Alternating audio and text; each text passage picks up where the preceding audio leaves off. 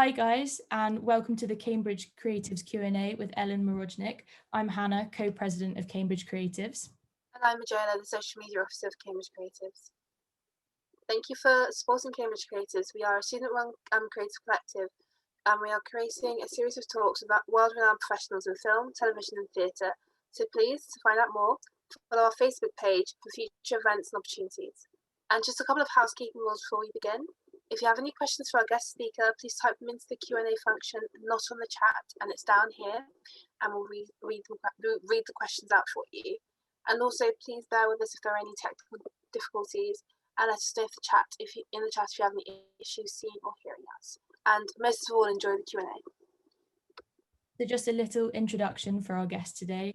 Ellen is an Emmy award-winning costume designer known for her work on Sharon Stone's iconic white dress in Basic Instincts, as well as her frequent collaborations with Michael Douglas in films like Wall Street and Fatal Attraction. Ellen has won the Costume Designers Guild Award for her work on Behind the Candelabra and the Knick, and was nominated for The Greatest Showman. Most recently, she was the designer behind the standout costumes in Bridgerton. We are really honoured to have this renowned designer speak with us today. So my first question for you, Ellen, is how did you eventually enter the film industry as a costume designer? I entered, it's a really good question, but it has a silly answer. It was fully by accident. And when I first left school, I designed ready-to-wear. And so I was doing fashion and I actually got bored of it. My husband at the time was working on a very low budget film in New Orleans. And I went to visit. They didn't have a costume designer. They said, "Would you do it?" I said, "Yes." And I did not know anything. I didn't have a clue, but I loved movies. And I jumped right in and did, and it was a period piece to boot. So it had to be logistically figured out. And I was just really excited to do it. And that really began my passion. Amazing. Would you say you have any tips for students who may like to follow in your footsteps within costume design? Well, I think that what's most important is to stay aware of everything that is happening wherever you live. Stay aware of everything that's going on. Read whatever you can, wherever it's listed. Every place has a different way in which they list, but just make sure you know what's going on. See who's working on things. See how things are progressing. You just have to do a little detective work, I think, and then you really just have to stay on top of it. And sometimes I have to say this, is that most costume designers that I know have actually happened upon this career by accident. They were something else that they were interested in. It kind of led to understanding the idea of costume design, not styling, but costume design, or some start in styling, they end up in costume design. It sometimes is one and the same. So you have to really do a little detective work, I think, in the beginning. Aside from if you're interested in school or any activities that can help you kind of learn what the rhythm of costume design in relation to film, television, theater is about. That's very important. Thank you. More specifically on the role of a costume designer, how, when you're given a script, do you begin the preparation for a project, and how does budget come into play, and how you prepare for that project? Well, first you read the material, and the material will be your Bible as far as what comes next. So I usually read it once. I do one pass. I kind of close my eyes and see what I use. A lot of my feeling intuition. Not everybody does that. I do, to see how I can see the whole story. And I might read it a second time and see the particulars of it after that.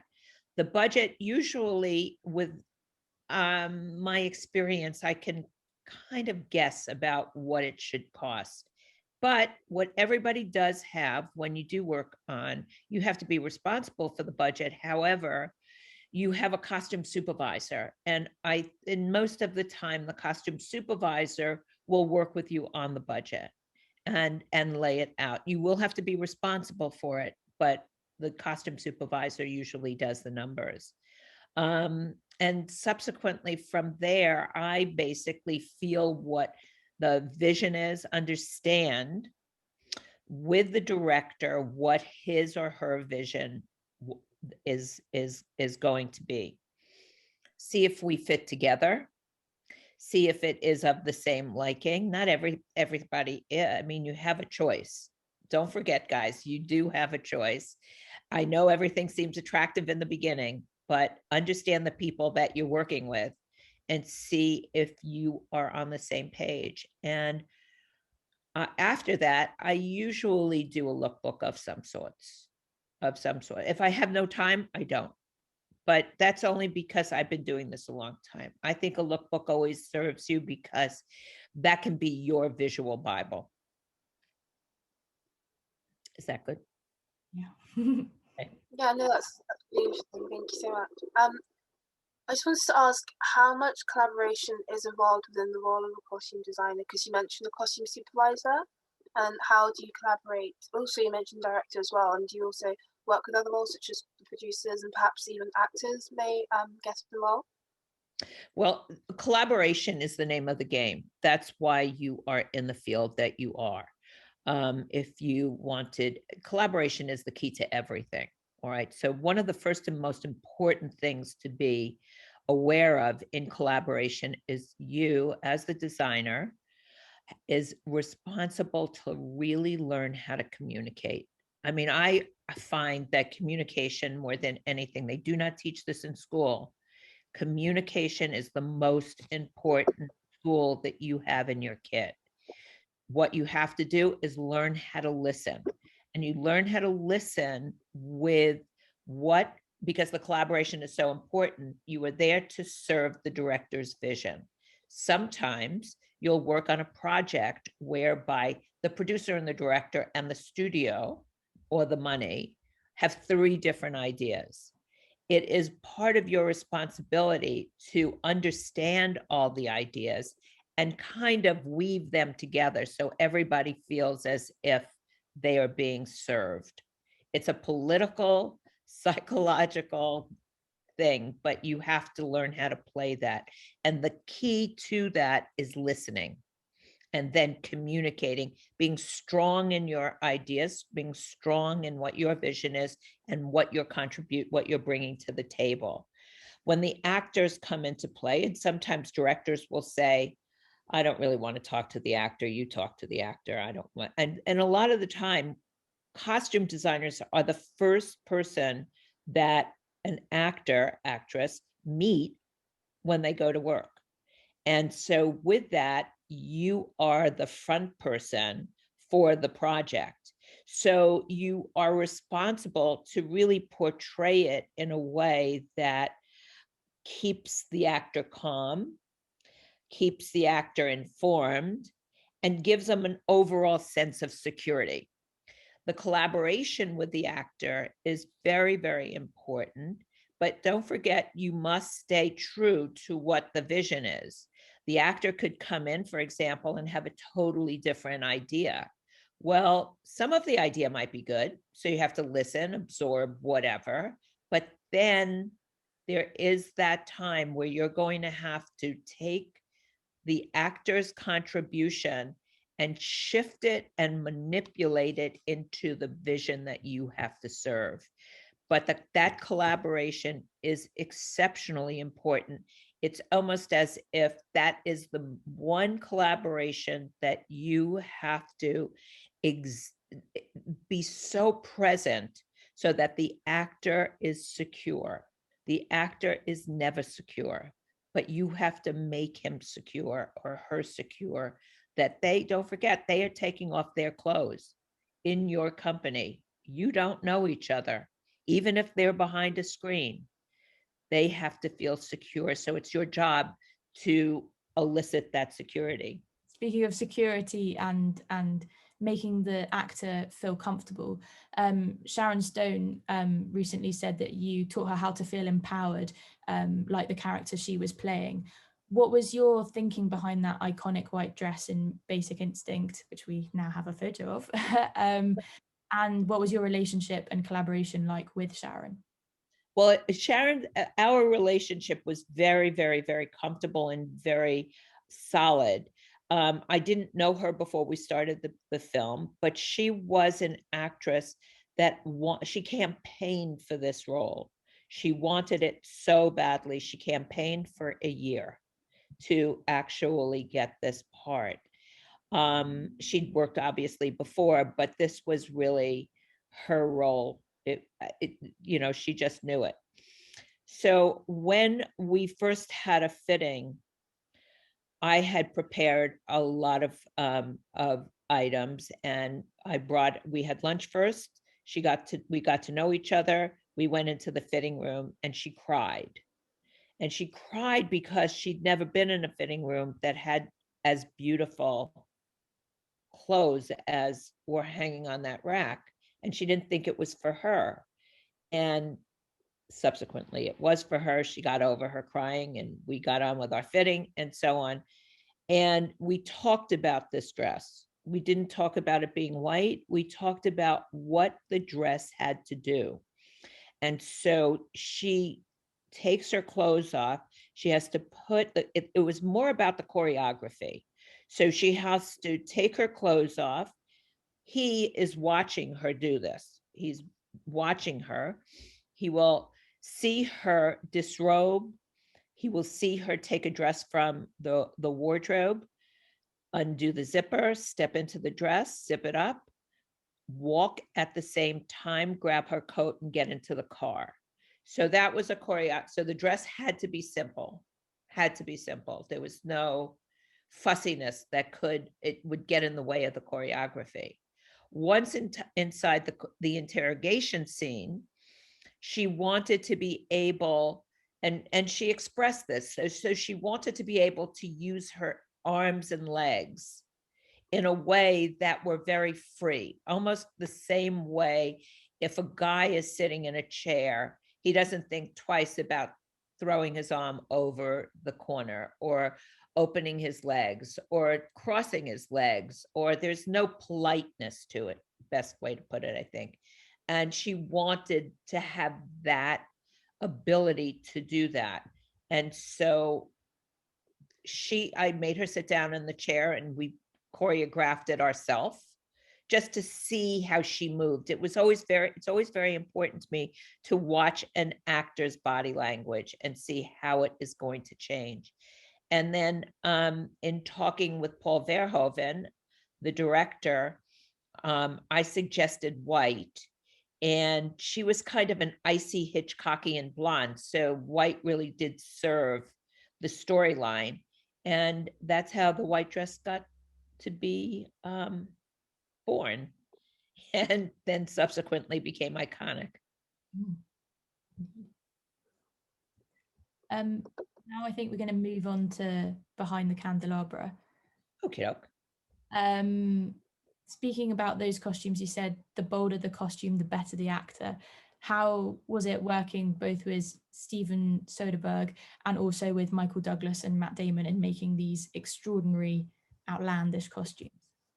Well, working with Steven Soderbergh, the director, is a treat beyond. It's a dream. It is an absolute dream. He is by far my favorite director to work for. And I didn't know him. That was the first time we'd worked together. And I was introduced to him through Michael Douglas and our working relationship. That being said, there was a lot of trust involved in this whole show. Okay, these two men who were two movie stars were getting together to do quite a audacious pairing, if you will. And Steven, what he just wanted to know, and I started to work with the production designer very closely. The production designer, Howard Cummings, and myself put on a show for Steven and showed him what we were thinking and where we were going with the whole entire show. And Steven, because this is how he works, said, Great. Okay, you guys got it. We'll see you in a couple of weeks. And that's literally his participation. Stephen hires people that he can trust that will deliver. And it is a joy to work with him because of that. When I needed to show Stephen some images of Michael Douglas when he and Matt Damon lived together, and he was cleaning the house, and Michael had one point of view.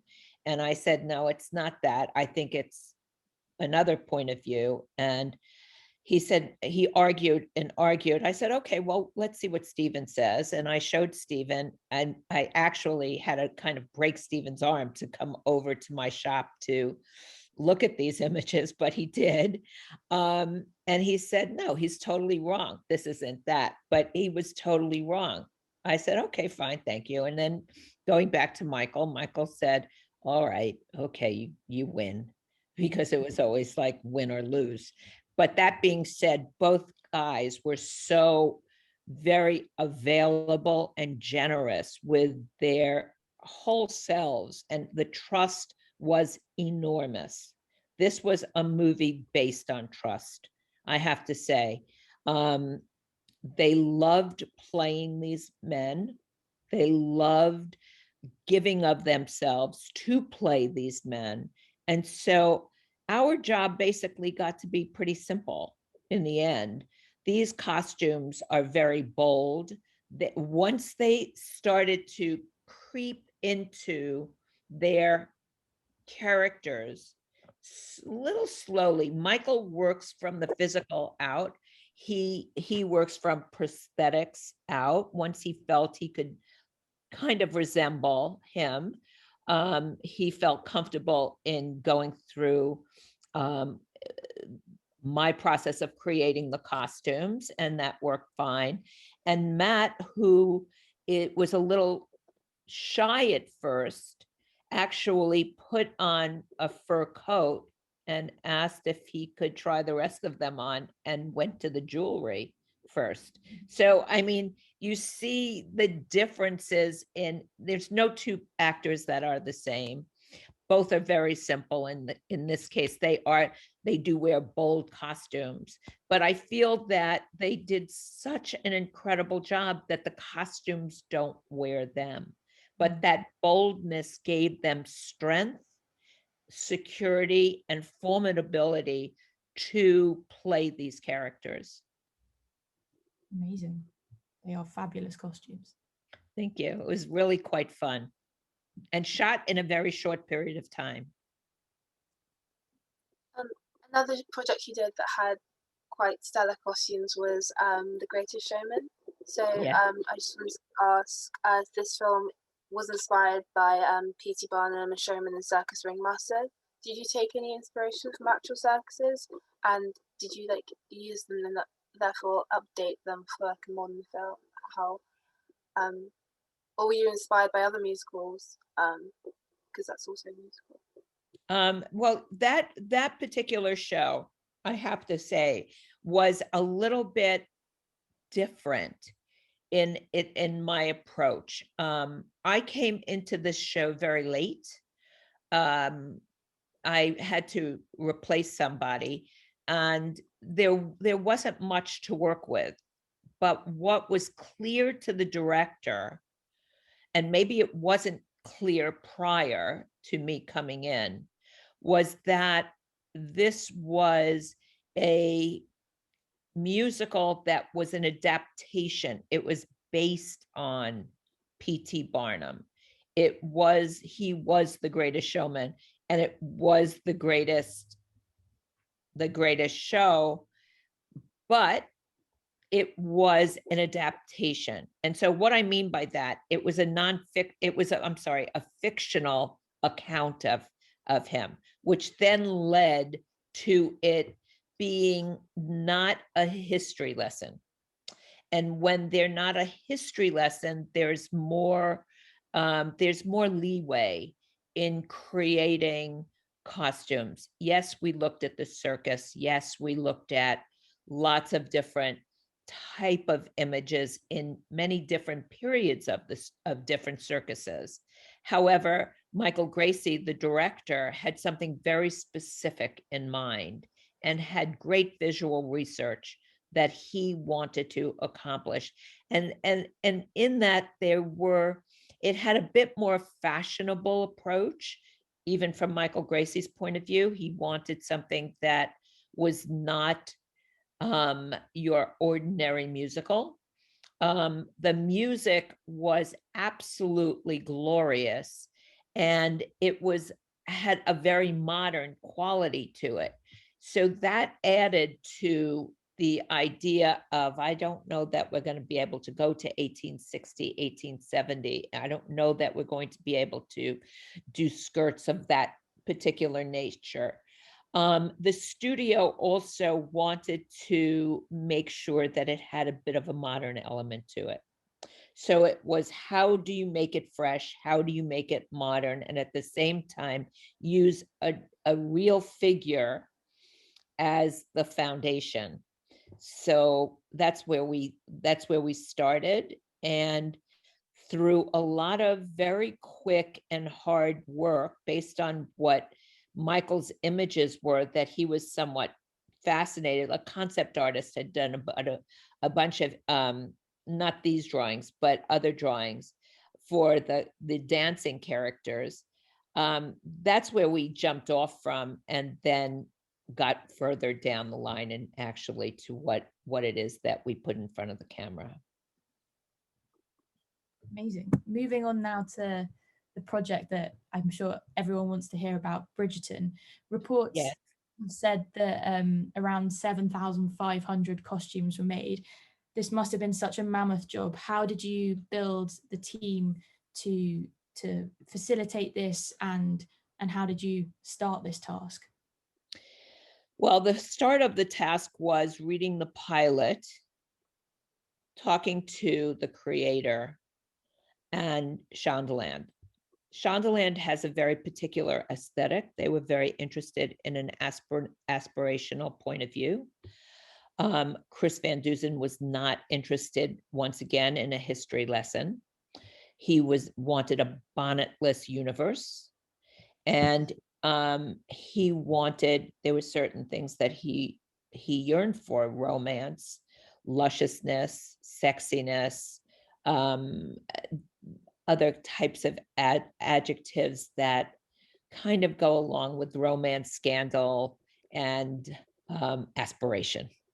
And actually, Shondaland always wanted it to be accessible to a modern audience. I'd worked for Shondaland prior, so I knew what all of that type of verbiage meant, and how much they did really love fashion. And so, looking at it, it was going to be enormous. It is 8 hours of television, with a lot that happens within the 8 hours, and a lot of characters. So basically, what I did was hired a great, or I would say a great supervisor, I was going to say, Kenny Crouch, who is like the master of it all, to help understand the budget and the logistics, and an associate, John Noster, and my co-captain, John Glazer. So with the four of us, we looked at, how do you do it? And so I knew immediately that the scale of it had to be beyond anything that any costume house would have. Besides which, the color palette would be entirely different, and there was nothing that was available. So I immediately, along with my guys, said, well, maybe we can do what I call stack and stitch. We had to create a stock, just like when you go into a costume house, there's rails and rails and rails of stock. We needed to do the same thing to accomplish this task. So, and we had nothing.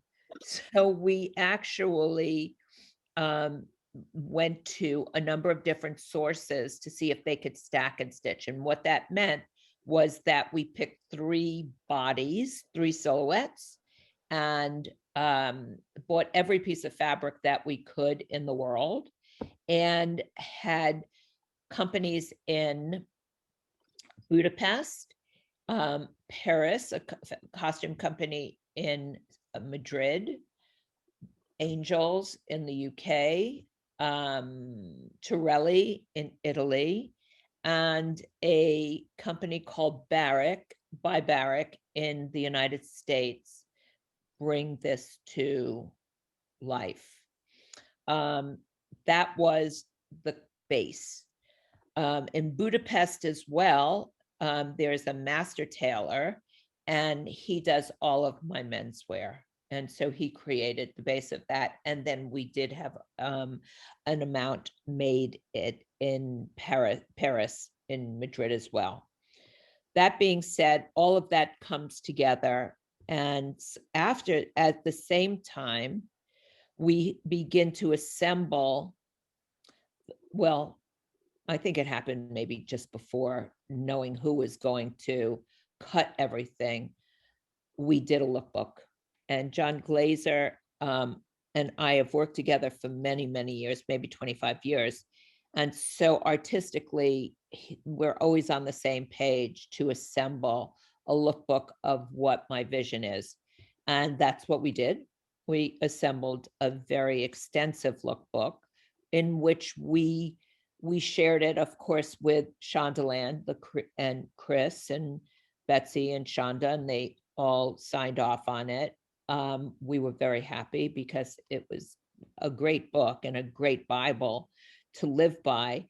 We shared it then as people were hired onto the show, meaning the hair and makeup designers and the production designer and so on, to see what it was going to be, what we were thinking about.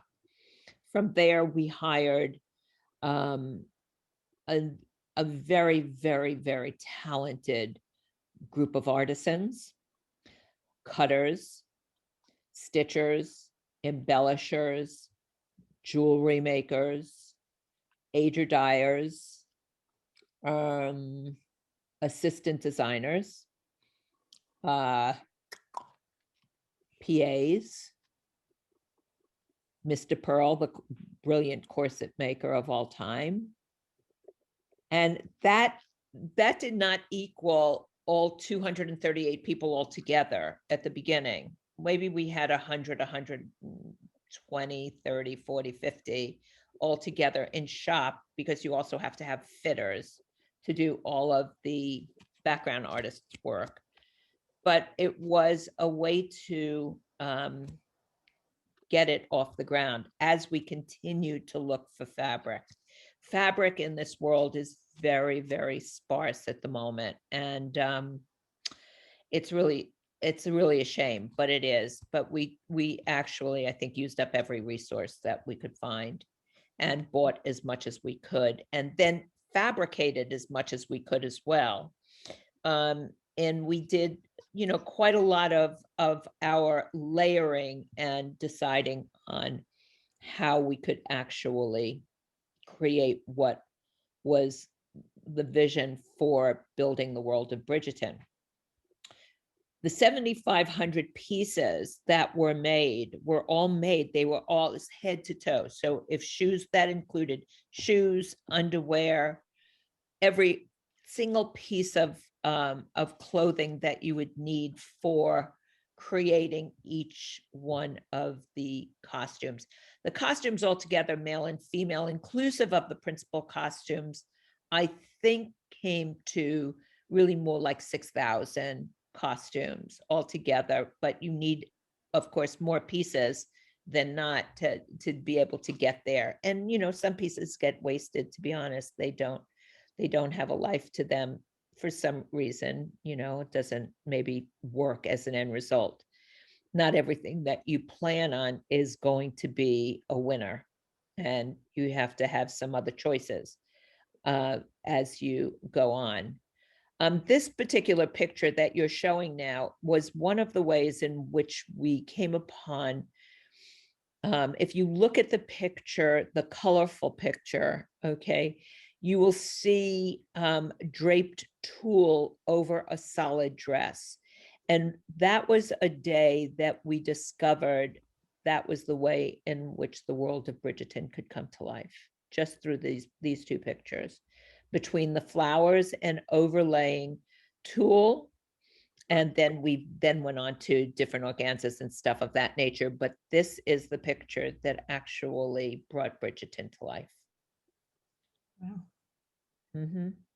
That's amazing. You spoke earlier about color palettes. I was just quite curious myself. So the Bridgestons and the Featheringtons have such contrasting color palettes, and What I didn't say is that in designing this world, in doing that lookbook, we created a palette that one thing that would shift this Regency era into the world of Bridgerton was to shift the color palette, a color palette that would be vibrant and modern.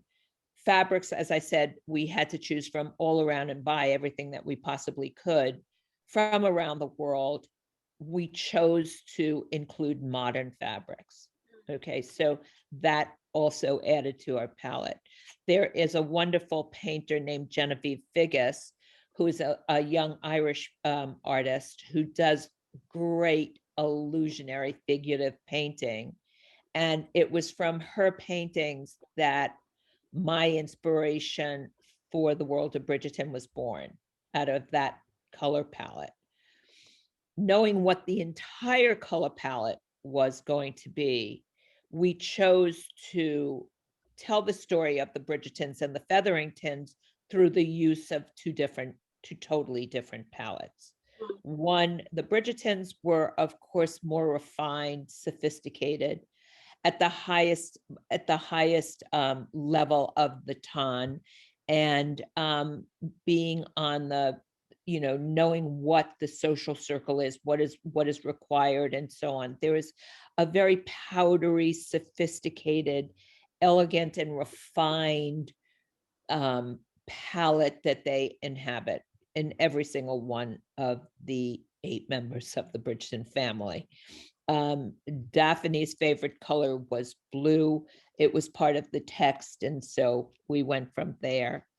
And this is Daphne's wedding dress, and that is a very, very beautiful piece of lace from France that was actually, there are no seams, with the exception of the underbust, in the whole skirt of this fabric. It was really quite exquisite. And I found this fabric and I loved it so very much, and always hoped it could be the wedding dress. And because we have brilliant cutters and pattern people, they were able to get this fabric to be one piece. Frankly, it was just wonderful.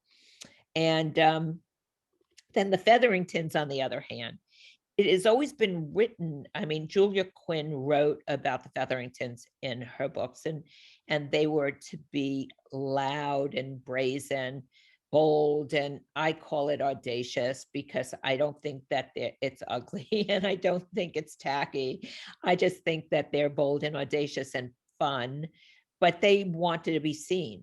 That family was new to the ton and wanted to be accepted within the social circle, and did not have the refinement or the education to know how to find a place within the group. And subsequently, Portia was the boss. Portia Featherington was the boss, and she wanted her family known and seen. And so Chris wrote about citrusy colors and yellow and kind of acidy colors. And so that's where it began. And as soon as Penelope, Nicola, came into the fitting room, we tried many different color yellows and yellow chartreuses and hot pinks and so on, to see what it was that she could wear. And the Featheringtons were born, and we took it from there. So the girls will always look citrusy in a way, and Portia would look like a glamorous movie star. They are an amazing array of costumes for that family. It's kind of like a visual feast. I mean, we had always hoped it to be just beautiful to look at, but the reception, we had never, ever, ever, ever expected this to take off the way it has. I mean, we created a world, and I think by creating the world, everything found a place within, and there was a romance to it and a visual feast, like you were going to the best dinner that you could ever imagine, with everything laid out on the table. And somehow or other, it just what became a visual delight in a way, that we were not afraid. It basically, I would say it's like coloring outside the lines. Do you know what I mean? It's like coloring outside of what's expected. And for me, I am always like thrilled about, I think I'm a bit rebellious in that way. I like to be able to create a world, and in that world, wouldn't it be fun if we could tell this really romantic and luscious and scandalous and sexy story that's really quite romantic at its core, in a way that maybe we hadn't seen before, or not in a very, very traditional Regency way. And that's how it became what it became. It's truly innovative and exciting and modern. Moving on to sort of future projects and things like that. In these Q&As, we've been discussing the importance of diversity and representation in the industry.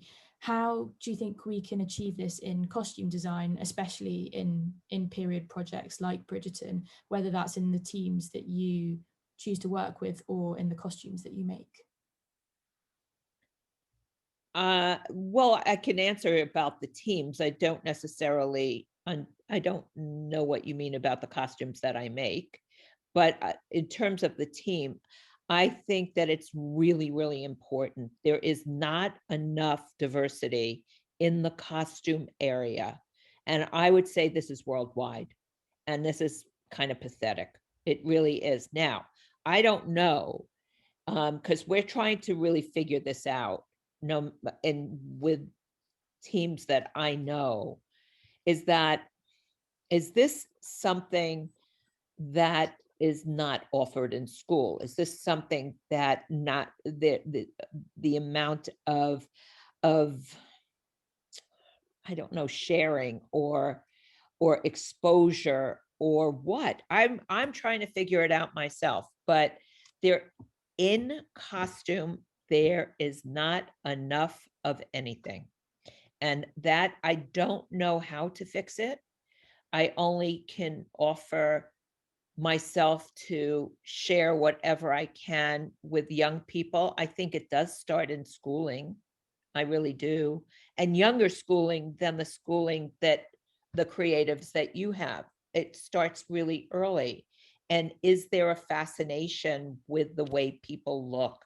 And is there a fascination with being able to contribute to telling great stories? Now, the stories, I feel that the stories don't need to be limited in terms of what type of story it might be, but it's a whole world of storytelling, and storytelling goes back to the beginning of time.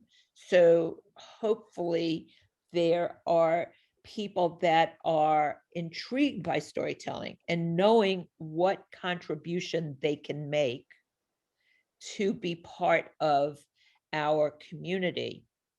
I don't know. I mean, we do the best we can, but there is something that is very, very, very important to know, and that is no one just gets hired. You have to be the best at what you do. There is nobody that is given any slack. It does not matter from where you come. No one can be just a person within a department. Everyone has to be the best at their job. And so you have to really work hard, definitely. You have to use your ingenuity to be seen and to be embraced by the community, because we don't necessarily know how to do it or where to go. Do you, I mean, it's not a great answer, but it is the truth. And so maybe right now that we stand talking about it and being open to inviting people into the community. I mean, the one thing that I did not say when I started um, my college career is that I was thrown out of every school I went to because I could not, in terms of clothes, I could not make a pattern, I could not drape. People didn't like that. I went to visual arts and I went for photography. The photography department wasn't open. I had to take plenty of photos. And then when it opened, we learned how to develop and see what assignments brought. I couldn't take a picture in focus. I literally got thrown out of every school that I went to. Okay. But I loved art. I loved it. I loved art. I loved movies. I loved fashion. I loved it all. I did not know where I was going to wind up. And it was a lot of it being in the right place at the right time. But I was always, there's one element that you must always keep at the forefront of your brain, and that's curiosity. And if you're curious enough, and if you are inventive enough and use your talents to the best of your ability, people will notice. People will notice, but you must learn to be great at your job. Whichever, and in costume, there are so many different, there are so many different places that you can wind up. You can be a designer, of course, or you could be an assistant designer. And there are assistant designers who love being assistants. They don't want to be, they are full assistants and you cannot work without them. They are great facilitators. There are supervisors who learn the logistics and move the clothing around and do the budgets and so on and so forth. There are ager dyers. There are fitters. There are different kinds of cutters. There's so many different places that you can find interest and others can find interest. But I think that to have a diverse community is that it must start early, and it must start in education, early in education. Thank you. Very inspiring. Yeah, that was fantastic to hear. Before we get to the Q&A, we just want to ask whether you have any projects in the pipeline that you can tell us about, perhaps another season of Bridgeton? Well, what's coming out in July, I believe, I've done a new version of Cinderella. It's a musical fantasy. It takes place in fairy tale time. It stars Camila Cabello and Billy Porter and Idina Menzel and a lot of Nick Galitzine. I don't know if you know him. He's British. So there's a bunch of British actors. And one of the stepsisters is American. She's Maddie Badillo. And the other one is British, but it is great fun. The music is, there's a lot Camila has written. It is a modern take on a Cinderella story. But it's a fairy tale. So it's not a contemporary fairy tale. It's just a modern take on the Cinderella story. And that'll be out. And that's a musical, and it's great music and great dancing. Really great dancing. We had the choreographers from The Greatest Showman. They did a brilliant job. So it's great fun, really great fun. So that should be fun. And then what else am I doing? I start another project with Steven Soderbergh next week, a little drama that takes place at the end of the pandemic, or actually kind of in the pandemic, but at the end, like when people actually can go out. But it's still at the pandemic is still with amongst us. That is that project. I have a different contribution in the way of the second season. And that's it for now. There's a lot for us to look forward to. I'm very excited, especially. Cinderella should be very exciting. I mean, I'm very, very excited. It was so much fun to make it.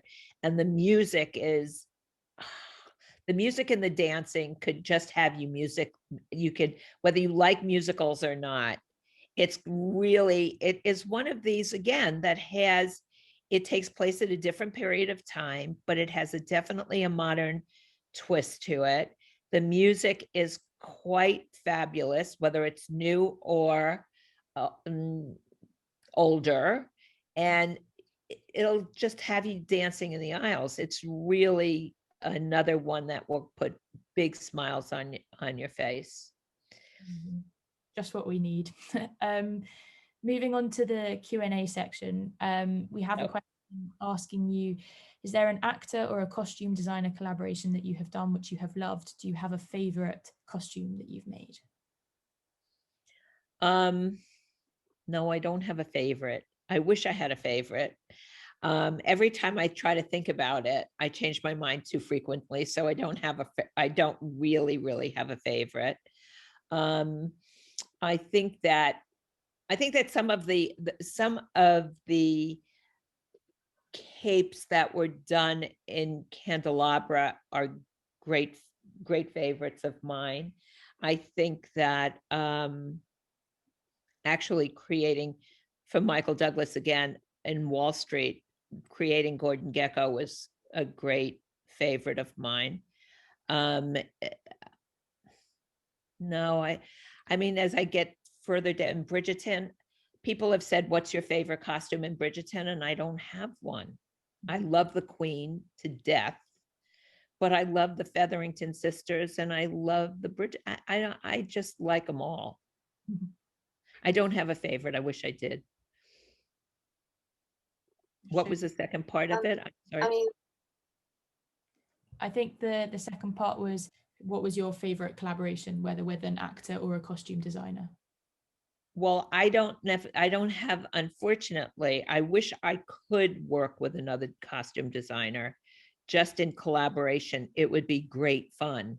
And I've been looking to do that for quite some time. I would love to work with Michael Kaplan, and I would love to I don't know how you would do it, but I would just love to do it.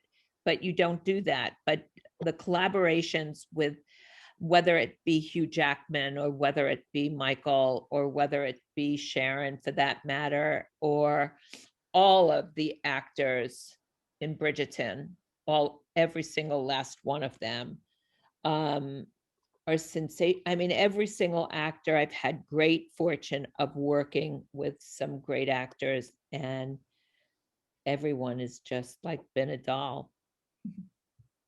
I think also I don't tolerate too much big vanity that is just kind of outrageous and not necessary when you get to do your work.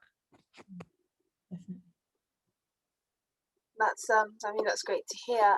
We've had a question from Marina Pointer. So she asks, how flexible do you have to be when it comes to working on set? Aside from changes, smaller changes in fittings, there have been times you've had to make major changes, or do you have to stay quite similar from the design stage to the set stage? No, I think that's a great question as well. I, for one, my experience is that I never stay married to the idea. I never stay married like it has to be 100% that or I leave. No. you have to remain, in my perspective, you must remain fluid at all times. The creating a story, whether it be for television, theater, or film, it is the business of change. And so you have to stay flexible, you have to stay reasonable, and you have to be willing to think on your feet, so that if there is a change that's required, it will be the best change and was meant to be in the first place. Thank you. Anne Maria Neistad has asked, where do you source the pictures or information or inspiration for the lookbooks? Is it high fashion or period pieces or things like that? Usually I will kind of feel what I'm looking for. And I usually go on a deep dive for research. So there isn't any one particular thing that I look at. I look at, that has what to do with the question of curiosity.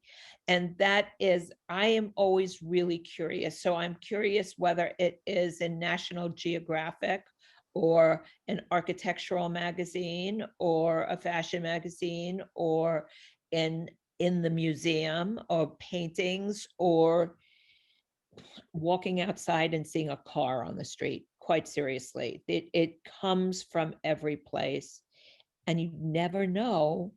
Once you put your antenna up, you never know what's going to strike you. So as long as you're open, curious, have a couple of ideas, and be willing to be, struck like lightning, you'll do a great book. Thank you.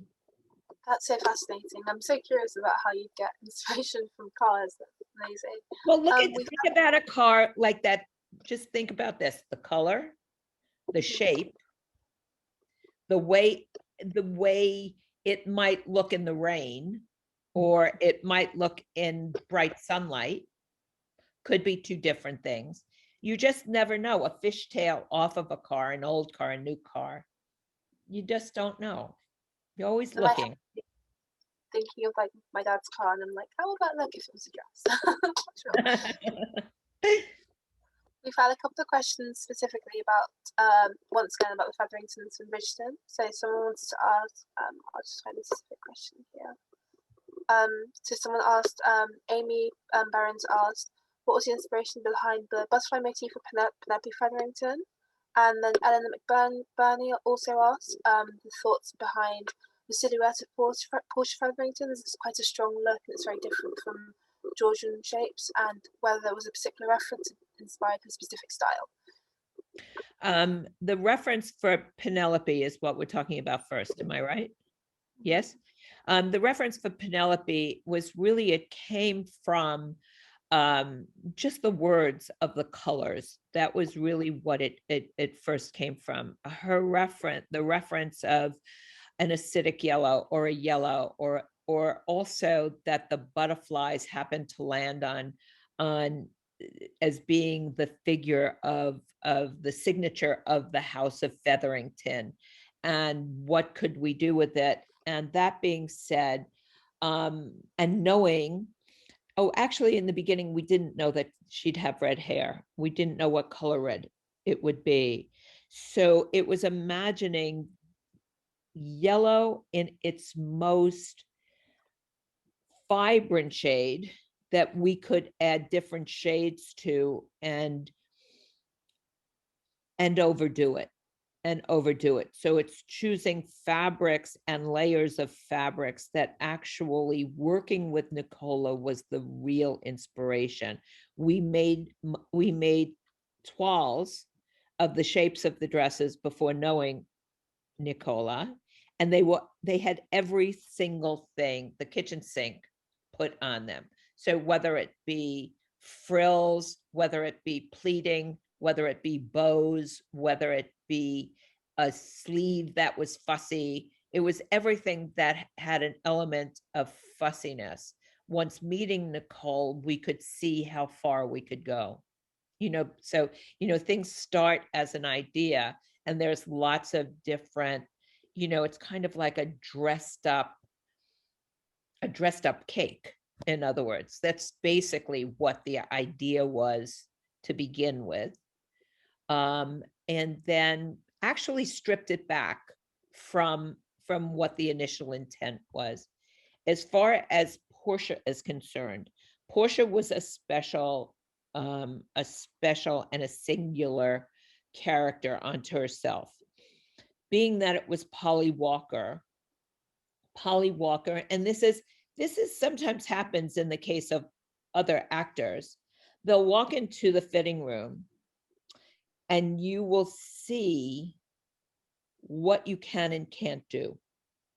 And so with Polly, we had to reproportion her because of her shape. And, we had a great corset maker to help us do that, because the shape that she could wear, or the shape that was our foundation dress, I couldn't put it on her.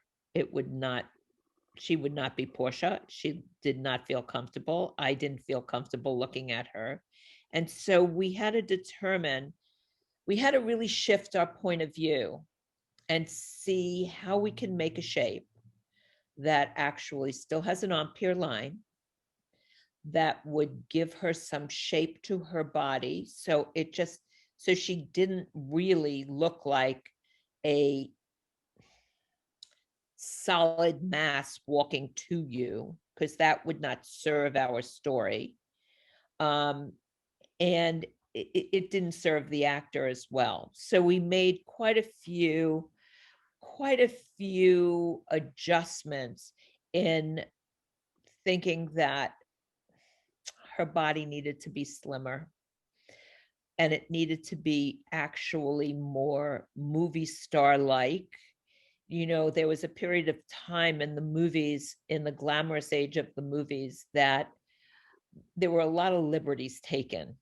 And we chose to take the liberty of thinking about Elizabeth Taylor and seeing if we could transform Portia into an Elizabeth Taylor type of character, kind of minding her herd and being glamorous. And we found a fabric that actually spoke to us immediately, and those were the patterns and the golds running through it. And it was very Versace-like in our minds, and said, this is who she is.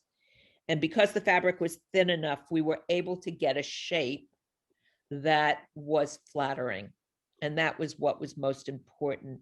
But we always did keep the empire line. We just changed the neckline. And if the neckline wasn't changed, it maybe would not have appeared to be, what is that? What is that dress? What type of dress is that? But we chose to keep it like that because it just worked for her character. Really does. It's very impressive and powerful. Someone else has asked, what's been the most challenging costume for you to create? In Bridgerton or in the world? I'm assuming either. Take your pick. I would think that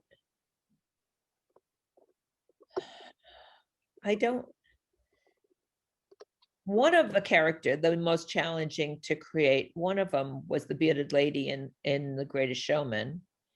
Another one would be the coat. It was fake fur, but was appeared to be the white fur coat for behind the candelabra with a train, because that's all lined in lame, and it has Swarovski beading, banding, throughout, creating the pellets.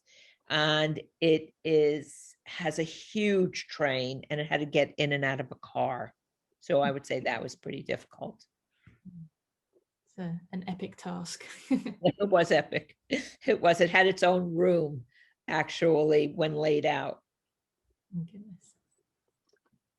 We have another question from Tobe Dude, who asks, what sorts of projects would you like to work on in the future? So what challenges that you have not yet been given the opportunity to sort of conquer that you'd like to do so in future projects?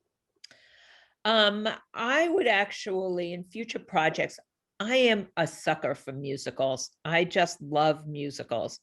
And so I would do every musical that came across my plate if asked. I just love them. I love music. I love the spirit of it. I love the dancing. I just love it. So I am open to all musicals. And if I could do musicals for the rest of my career, I'd be happy. And if I could get things thrown, and not in any particular decade or any type of, it could be all different types of musicals. I would like very, very much to do a musical on the stage, though. I'd like that very, very much. I'm really dying to do that when we get theater back.